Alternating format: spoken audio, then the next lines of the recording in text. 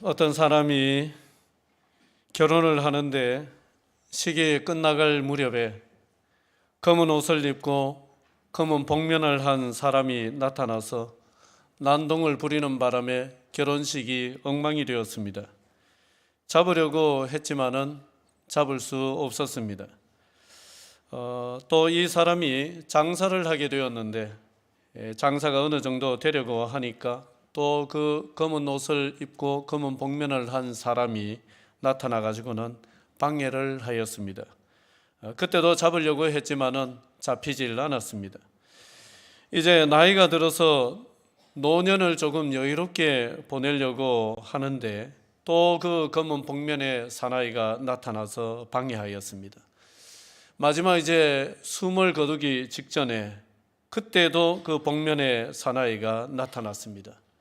그래서 이 사람은 평생 자기 인생을 괴롭혀 온 그 검은 복면의 사나이가 도대체 누군지, 왜 나를 이렇게 괴롭히는지 너무 화가 나서 마지막 힘을 모아가지고 손을 뻗어서 그 복면을 벗기면서 소리 질렀습니다. 도대체 너는 누구길래 내 인생을 이토록 힘들게 하는 것이냐 하고 복면을 벗겼더니만은 그 안에는 자기가 있었습니다. 다른 그 누구도 아니고 자기가 그 복면 안에 있는 거예요. 인생을 그토록 괴롭힌 존재는 그 누구도 아니고 바로 자기 자신이었던 것입니다. 여러분, 내 안에 있는 내 자아가 어쩌면 우리가 쓰러뜨려야 되는 골리앗인지도 모르겠습니다. 사울은 블레셋과의 전쟁에서 사무엘을 기다리지 못하고 제사장만 드릴 수 있는 그 번제를 침례를 해버렸죠. 그리고 아말렉을 다 진멸하라고 하신 하나님의 명령을 어기고 보기에 좋은 것 남겨왔습니다. 거기에 대해서 사무엘의 추궁이 있었지만은 그때마다 또 이런저런 변명으로 그때마다 또 백성을 탓하는 모습으로 그 책임을 지지를 못하였습니다. 결국 이러한 일련의 사건들을 통해 가지고 이 사울은 하나님을 경외하지 않는다는 것이 명백히 드러났습니다. 그래서 하나님은 새로 왕이 될 제목을 발굴하시는데 그가 베들레헴 양치기 다윗입니다. 사무엘은 하나님의 명을 받들어서 이새의 집에 가서 다윗에게 기름을 부었습니다. 하나님께서 너를 왕으로 택하셨다는 분명한 뜻이었죠. 이런 일이 있은 다음에 10대의 다윗이 일약 역사의 전면에 등장하는 사건이 발생했는데 그 사건이 우리가 잘 아는 골리앗을 쓰러뜨린 사건입니다.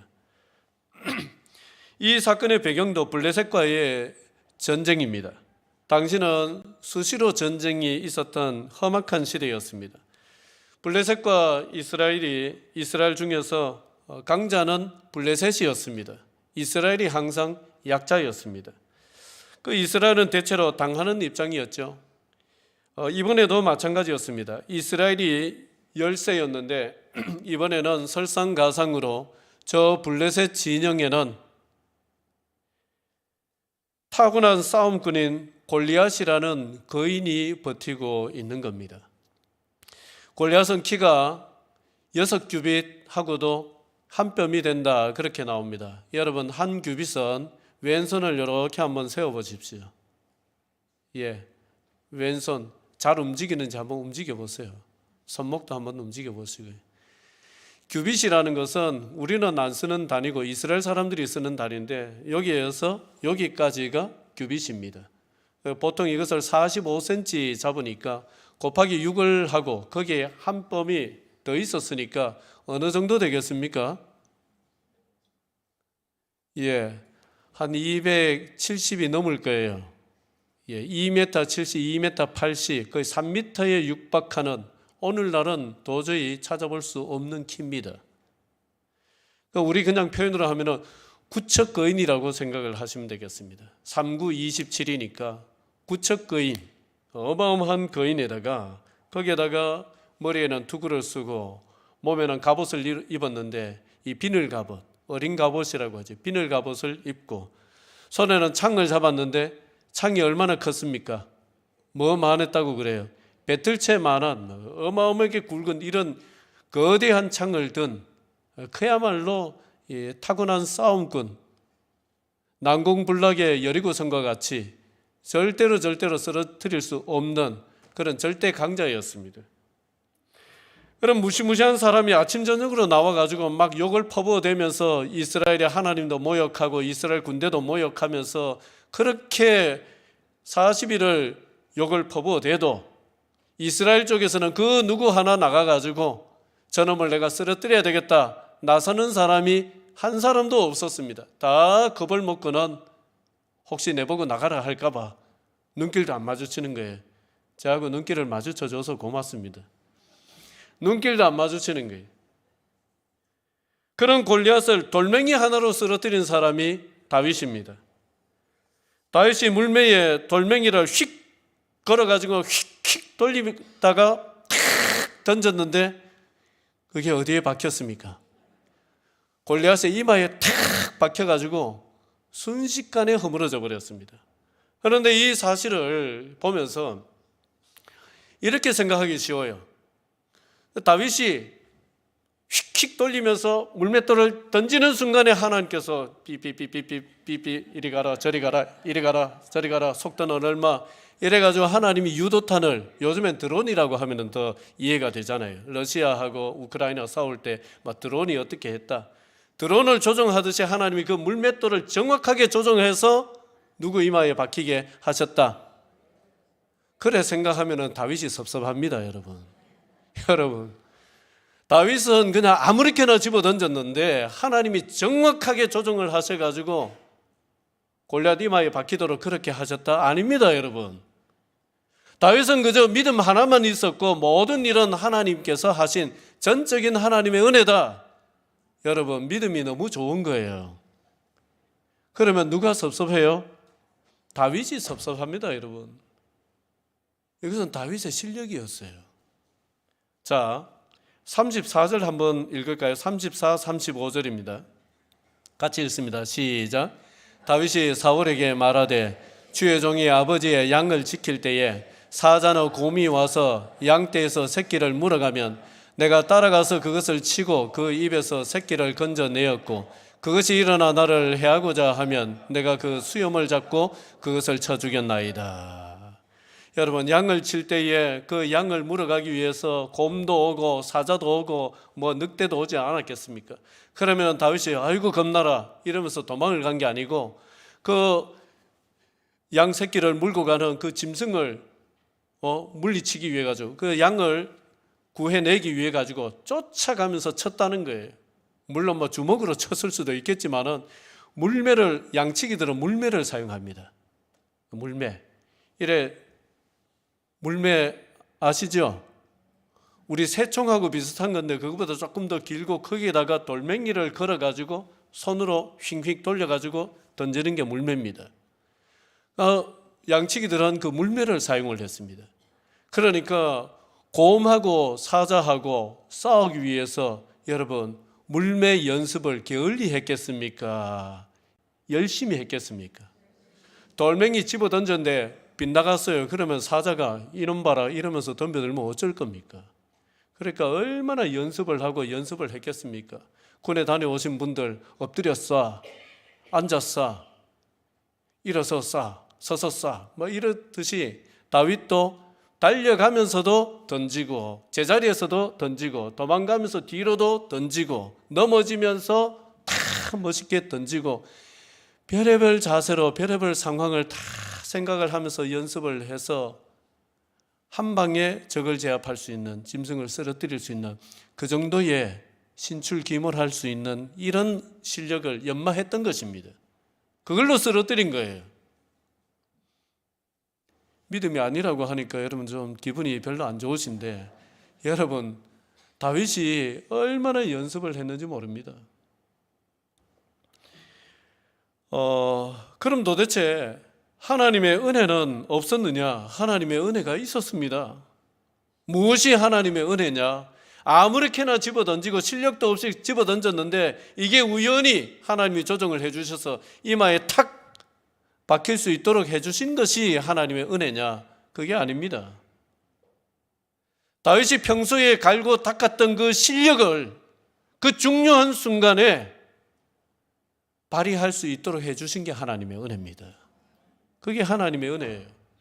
여러분, 우리는 하나님의 은혜라는 것을 너무 공짜의식으로 왜곡시켜서 생각하면 그 신앙이 건전해지지 않습니다. 공짜의식이 은혜가 아닙니다, 여러분. 나는 공부 안 했는데 밤에 잘 때 하나님이 답을 다 보여주셔가지고 시험지 받아보니까 꿈속에 봤던 그 시험지 그대로예요. 그래가지고 1번 답 2번 답 여러분, 그런 거 꿈도 꾸지 마십시오. 그게 하나님 은혜가 아닙니다, 여러분. 내가 공부를 했으면은 공부한 만큼의 정직한 대가, 성적을 거두드리는 게 그게 은혜입니다. 싫습니까? 그게 은혜예요, 여러분. 자, 노래 연습을 했는데 연습한 실력 무대에 올라가면 다 나옵니까? 연습했는 평소 실력의 한 50%, 70%밖에 안 나옵니까? 1번입니까? 2번입니까?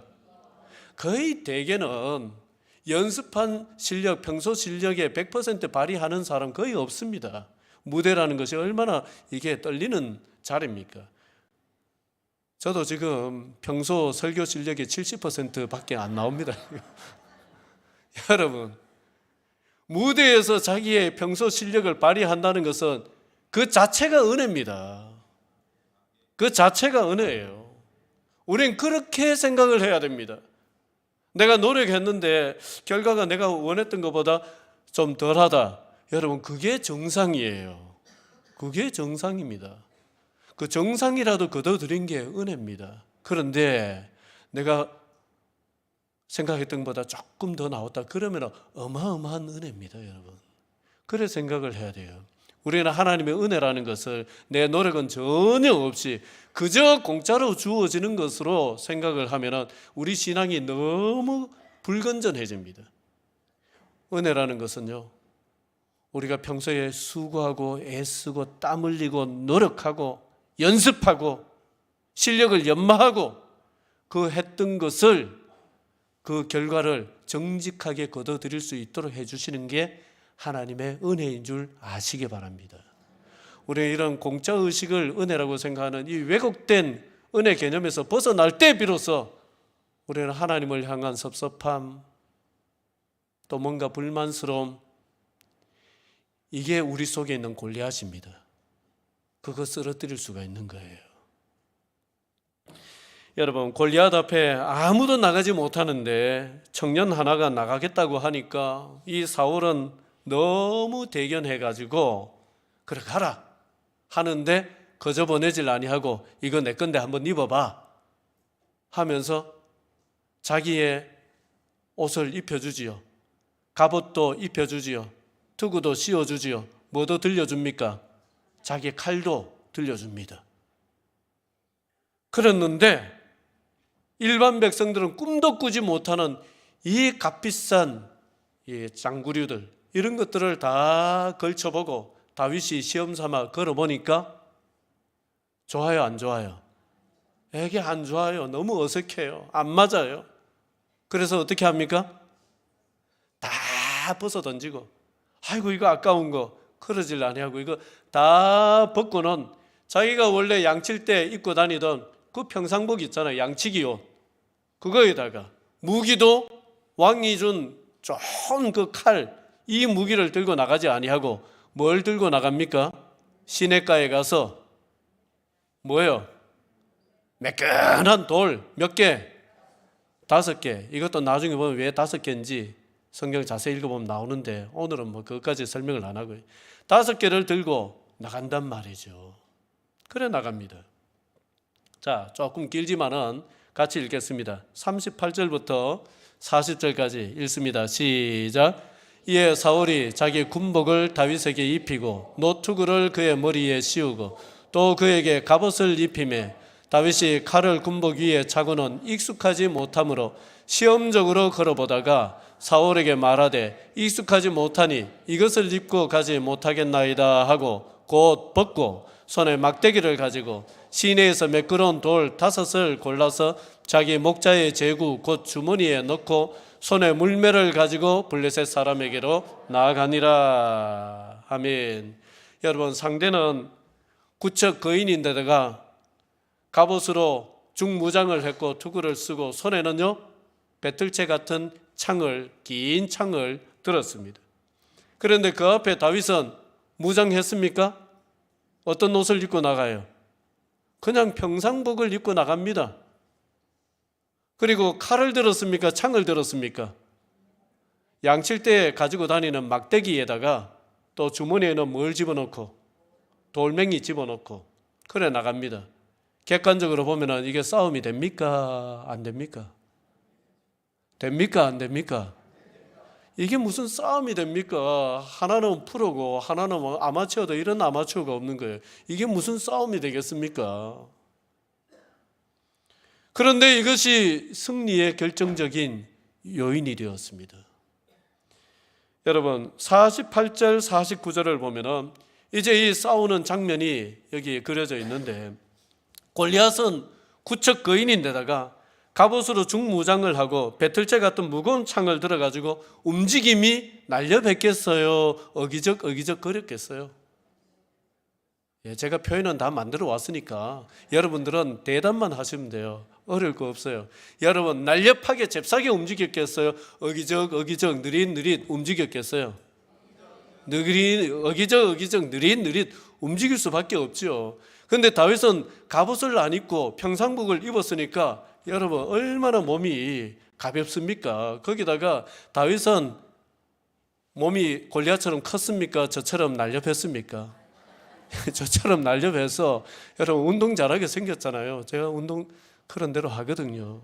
그 다윗이 얼마나 날렵하게 잽싸게 들고 뛰는 거예요. 뛰는데 동시에 뛰면서 손은 주머니에 들어가서 돌멩이 하나 꺼내더니만은 물매에 걸어가지고 휙휙 소리가 들리는 듯 하더니만은 어느새 돌멩이가 발사돼 가지고 탁 하더니만은 골리앗이 고목나무 쓰러지듯이 퍽 힘없이 쓰러지고 말았습니다. 제가 그래도 얘기를 조금 했는갑네요. 저를 쳐다보시는 거 보니까 그렇게 쓰러졌어요. 그렇게. 여러분 이 싸움의 승패는 어디에서 갈리느냐? 스피드에서 갈렸습니다. 뭐에서 갈려요? 스피드 싸움에서, 속도전이었습니다. 속도에서 갈리는 거예요. 창 들고 맞추려고 조준을 해봤는데 얼마나 빠르게 잽싸게 슉슉 움직이면서 순식간에 와서 날리는데 골리앗은 그냥 오오 하다가 그냥 당하는 거예요. 여러분 여기에서 만약에 다윗이 사울이 입혀줬던 사울의 그 무거운 갑옷을 입고 사울의 칼을 들고 투구를 써가지고 막 다 가리고 이래 나갔으면은 이겼을까요? 졌을까요? 똑같은 방법으로 싸워가지고 누가 골리앗에게 이기겠습니까? 아무도 이긴 적이 없습니다. 지금까지. 다윗도 못 이기는 거예요. 다른 방법으로 싸우는 겁니다. 누구에게 익숙한 방법으로 싸웠어요? 자기에게 익숙한 방법. 평소에 자기가 이런 식으로 곰하고도 싸우고 사자하고도 싸우고 자기한테 익숙한 방법입니다. 그런데 사람이 자기에게 익숙한 방법에 대한 확신이 없으면 이렇게 싸울 수가 있나요? 없나요? 없습니다. 자기에게 익숙한 방법에 대한 확신이 있는 거예요. 왜냐? 곰하고 싸울 때도 이걸로 이길 수 있도록 하나님이 해주셨거든요. 사자하고 싸울 때도 하나님이 이길 수 있도록 해주셨거든요. 그러니까 거기에서 확신이 드는 거예요. 여러분, 하나님께서 다윗에게는 다윗에 걸맞는 방법을 주시고 다윗에게 맞는 모습을 주셨습니다. 저와 여러분에게도 하나님은 나에게만 있는 모습을 주셨습니다. 다른 사람에게는 없는 나에게만 있는 모습을 주셨습니다. 그리고 저와 여러분들 모두에게 하나님은 당신의 하나밖에 없는 독생자 예수 그리스도를 내어주시기까지 사랑하신 그 사랑을 주셨습니다. 저와 여러분에게는 그게 있어요. 다른 사람에게는 안 주신 나만의 고유한 모습, 고유한 방법, 고유한 성품, 고유한 기질, 고유한 어떤 재능, 그리고 우리 모두에게 주신 하나님의 지극하신 사랑, 그게 우리에게 있습니다. 여러분, 우리는요, 다른 거 자꾸 붙들려고 다른 사람 흉내낸 인생 이런 거 할 필요 없어요. 나에게 주신 이걸 긍정하면서, 무한히 긍정하면서 하나님의 사랑을 믿으면서 나가면 되는 거예요. 인생이 왜 불행해집니까, 여러분? 결국 인생이 불행한 것은요, 내 스스로가 나의 자신을 긍정하지 못하기 때문에 그래요. 내 스스로가 내 자신을 긍정하지 못하기 때문에, 사랑하지 못하기 때문에 그게 인생의 불행을 만들어냅니다.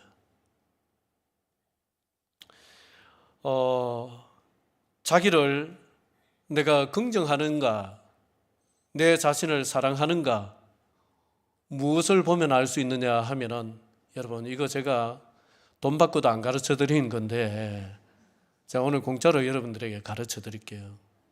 내가 정말 내 자신을 긍정하는 사람이 맞는가? 건전한 의미에서 긍정입니다. 내 자신을 건전한 의미에서 사랑하는 사람이 맞는가? 뭘 보면 알 수 있느냐? 다른 사람이 나를 칭찬했을 때, 다른 사람이 나를 비난했을 때 내가 거기에 얼마나 요동치는가를 보면은 내가 정말 건전하게 내 자신을 사랑하는지 긍정하는지 알 수 있어요. 너무 다른 사람의 칭찬이나 비난에 너무 민감하게 막 하늘을 날듯이 붕 떴다가 막 용광로처럼 들끓었다가, 그런 사람은 내면이 약해서 그렇습니다. 좀 죄송하지만은 내면이 약해서 그래요. 그 내면이 약하니까 자기를 긍정을 못하는 거예요. 이게 다 맞물려 있죠. 연결되어 있죠. 자, 여러분, 저를 보시고요, 한번 생각해 봅시다. 어떤 사람이, 몇 사람이 나를 칭찬을 했어요. 기분 안 좋아요? 기분 좋아요? 뭐 좋지요, 사람인데. 그런데 여러분, 너무 좋아하지 마세요. 그 사람들의 칭찬이 다 맞다고 할 수 있습니까? 없어요. 내 좋아하는 사람 내 칭찬할 거고, 내 싫어하는 사람 내가 잘해도 칭찬 안 할 거고. 여러분, 그런 거예요. 어떤 사람이 나를 비난했어요. 다 맞다고 할 수 있습니까? 다 맞다고 할 수 있어요? 그것도 없어요.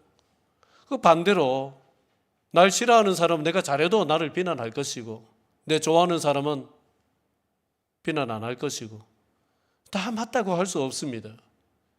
우리가 다른 사람의 칭찬이나 비난에 휘둘리면서 사는 게 그게 불행이거든요.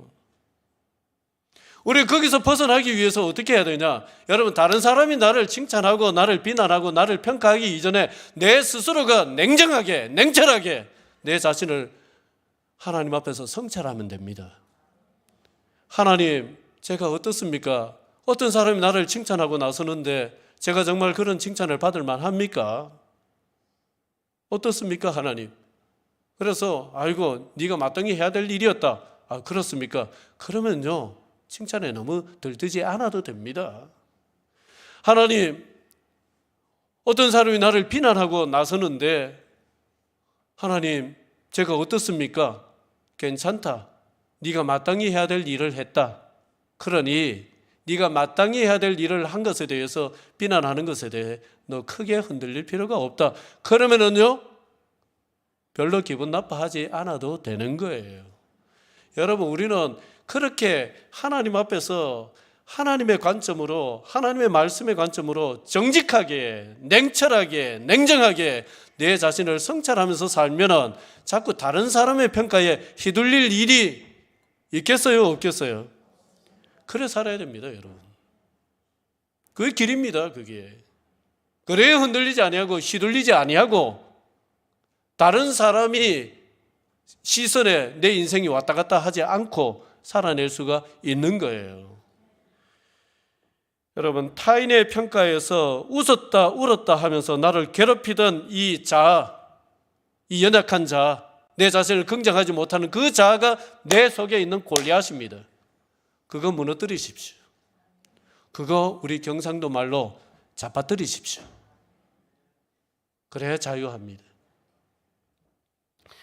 다윗은 사울에게 양을 물어가는 짐승을 쫓아가서 치고 죽였다는 이야기를 한 후에 하나님이 사자와 곰의 발톱에서 건져내셨으니 이 블레셋 사람의 손에서도 건져내실 것이다 라는 믿음의 참 말을 하고는 골리앗과 싸우러 나갔습니다. 자, 37절입니다. 같이 읽습니다. 시작. 또 다윗이 이르되 여호와께서 나를 사자의 발톱과 곰의 발톱에서 건져내셨은즉 나를 이 블레셋 사람의 손에서도 건져내시리이다. 사울이 다윗에게 이르되 가라, 여호와께서 너와 함께 계시기를 원하노라. 아멘. 여러분, 제 아무리 물맷돌을 잘 던지고 제 아무리 자신감이 충천한다 해도 역시 우리 마음 가장 밑바탕에 깔려 있어야 되는 마음은 뭐냐? 하나님을 향한 신뢰입니다. 하나님을 향한 신뢰입니다. 그것보다 우리 마음의 밑바탕이 될 수 있는 것은 없습니다. 다윗은 자신의 솜씨와 자신감만 믿는 사람이 아니었습니다. 일격필살의 솜씨를 가졌고 충천하는 자신감을 가진 다윗이었지만은 다윗의 마음 가장 밑바탕에 깔려 있는 것은 하나님을 향한 무한한 신뢰. 하나님이 그때도 나와 함께 하셨지만은 지금 이 일에도 나와 함께 하실 것이라는 이 무한한 신뢰, 그거였습니다. 1997년도에 개봉을 해서 전 세계 많은 사람들에게 참 눈물도 또 많이 흘리게 했고 많은 감동을 줬던 이탈리아 영화가 있습니다. 인생은 아름다워라는 영화입니다. 2차 세계대전 나치의 수용소에서 있었던 일을 그리고 있는 영화인데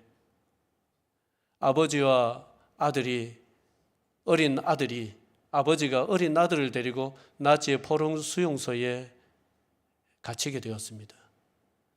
그래 아버지가 아들이 걱정이 되는 거예요. 이 아들이 여기에서 이 끔찍한 장면들을 보고 충격을 받으면 어떻게 하나. 아빠인 내가 저들에게 두들겨 맞는 모습, 이런 모습을 보면서 충격을 받으면 어떻게 하나. 그게 걱정이 돼서 아들에게 이래 얘기를 합니다.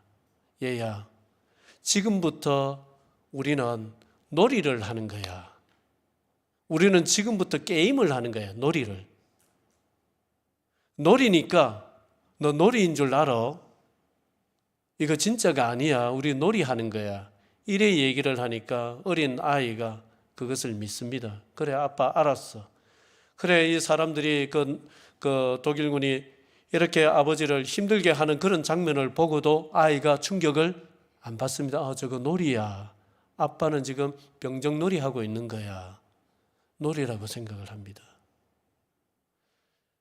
이제 독일군이 연합군에 의해서 패전하고 이제는 후퇴를 하게 되는데 물러가게 되는데 물러가기 전에 이 독일군들이 남아있는 사람들을 살려놓고 가겠습니까? 다 죽이고 가겠습니까? 이게 전부 다 증거가 되니까 전부 다 죽입니다. 이제 다 죽이고 하는 그 살벌한 밤에 이 아빠가 아들에게 얘야 이제 마지막 놀이인데 이것은 전쟁놀이라는 거야. 전쟁놀이에서는 들키면 안 돼. 그러니까 너는 여기에 꼭 숨어가지고 무슨 일이 있어도 나오면 안 돼. 네가 안 들키고 다음 날까지 안 들키고 있으면 이 전쟁놀이가 그때 끝나. 이렇게 얘기를 해주고 아이를 숨겨놓습니다. 그래 아빠는 숨으려고 하다가 발각돼 가지고 결국 죽어요. 아들이 살아남습니다. 그런 영화예요. 그런데 이 영화의 밑바탕에는 두 가지가 흘러갑니다.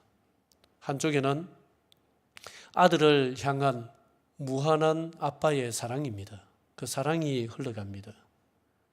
또 하나는요, 아빠를 향한 아빠의 말이면 무조건 믿는 이 어린 아이의 순박한 아빠를 향한 신뢰, 이게 흘러갑니다. 그 두 가지가 보는 사람들 마음속에 어마어마한 감동을 줬던 영화입니다. 여러분, 인생에는 인생을 허무는 위협들도 많고 넘어야 할 장애물도 적지 않습니다. 위협들로부터 인생을 지켜내고 넘어야 할 장애물을 넘어갈 수 있는 힘이 어디로부터 오느냐? 어디로부터 오느냐? 무한한 하나님의 사랑으로부터 옵니다. 그리고 그 하나님을 향한 우리의 신뢰, 하나님을 향한 무한한 신뢰, 여러분, 거기서부터 인생의 장애물을 이겨가고 인생의 위협을 극복해 갈 수 있는 힘이 거기서부터 옵니다. 어쩔 수 없어요. 우리 인간은 하나님께로부터 왔기 때문에 하나님이 우리의 힘입니다. 그래서 그렇습니다. 여러분, 내 인생이 우연히 던져진 인생이 아니라 하나님의 계획 속에 있으며 하나님의 섭리 속에 있다는 이 무한한 신뢰, 그 신뢰가 있을 때 우리 앞에 나타나는 그 어떤 산이라도 우리는 넘어갈 수 있게 됩니다. 우리 앞에 나타나는 그 어떤 깊은 골짜기, 추운 골짜기라도 우리는 건너갈 수 있게 됩니다. 말씀을 맺도록 하겠습니다. 골리앗은 우리 밖에도 있지만은 우리 속에 있습니다. 우리 속에. 바로 우리 자아가, 연약한 우리 자아가, 어리석은 우리 자아가 우리 속에 있는 골리앗입니다. 때로 우리 자아는 공짜의식에 빠져서 그것이 은혜인 줄 알고, 그럼 공짜로 주어지지 않으면 하나님을 향해 섭섭해하고 원망해하고 그럴 때도 얼마나 많은지 모릅니다. 여러분, 그거 무너뜨려야 됩니다. 그거 무너뜨려야 됩니다. 내가 정직하게 노력했을 때 그 노력의 대가로 주시는 것은 그 어떤 것이라 할지라도 그것이 참된 은혜라는 사실을 믿음으로써 이런 내 속에 있는 공짜의식을 바라는 이 헛된 골리앗을 무너뜨려야 됩니다. 여러분, 우리 속에 있는 그 다른 사람들의 평가에 의해서 웃었다가 울었다 하는 이 연약한 자, 그게 골리앗입니다. 그걸 무너뜨려야 됩니다. 우리는 하나님의 관점으로 하나님의 말씀 앞에서 정직하게 내 자신을 성찰하기를 시작하면은 거기에 휘둘리지 않고도 자유할 수가 있습니다. 편하게 살 수가 있습니다. 아무렇지 않습니다. 여러분, 그렇게 우리는 우리 속에 있는 골리앗을 무너뜨려야 됩니다. 여러분, 무엇이 또 우리 속에 있는 골리앗입니까? 무엇이 골리앗입니까? 여러분, 우리 속에 하나님의 계획을 믿지 못하고 하나님의 섭리 속에 내가 있다는 사실을 믿지를 못하는, 그것이 우리 속에 있는 가장 큰 골리앗입니다. 어떤 환경, 어떻게 내 상황이 흘러간다 할지라도, 그 어떤 상황이라 할지라도 그 모든 상황은 누구 손에 있느냐? 하나님의 손에 있습니다. 하나님의 계획 속에 이미 있는 것입니다. 하나님의 섭리 속에 이미 있는 것입니다. 그것을 믿어낼 때에 여러분, 우리 속에 그렇게 위력을 떨치던 골리앗은 힘을 잃게 됩니다. 무너집니다. 그러면서 우리의 인생이 견고하게 서는 이런 역사가 있을 줄로 믿습니다. 기도드리겠습니다.